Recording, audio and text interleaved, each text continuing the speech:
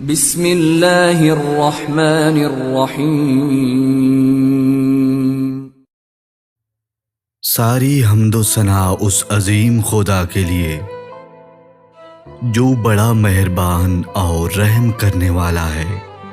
حضور اکرم حضرت محمد صلی اللہ علیہ وآلہ وسلم فرماتے ہیں، لوگوں کو تکلیف نہ دیا کرو، یہ بہت بدترین عمل ہے۔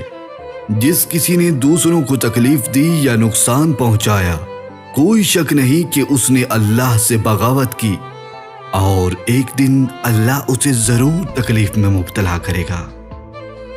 حضرت محمد صلی اللہ علیہ وآلہ وسلم فرماتے ہیں، جس نے عشاء کی نماز باجماعت پڑھی اسے آدھی رات تہجد پڑھنے کا ثواب ملتا ہے، اور جس نے فجر کی نماز باجماعت ادا کی وہ ایسے ہے جیسے اس نے ساری رات اللہ کے حضور سجدہ کیا ہو۔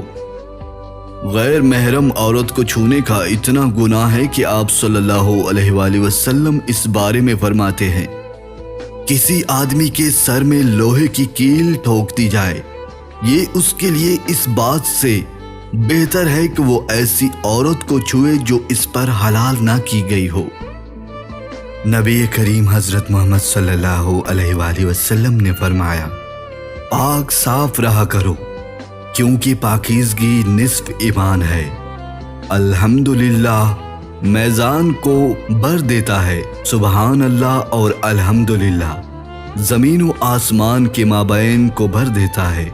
نماز نور ہے، صدقہ تمہاری بلاؤں کو ٹالتا ہے، صبر اللہ کے قریب کر دیتا ہے، بے شک اللہ صبر کرنے والوں کو بے حد پسند کرتا ہے۔ اور قرآن کریم محشر کے دن تمہارے حق میں یا تمہارے خلاف دلیل دے گا۔ ہر آدمی صبح کا وقت اپنے ضمیر کا سودا کرتا ہے، یا تو اسے آزاد کرا لیتا ہے یا پھر اسے ہلاکت میں ڈال دیتا ہے۔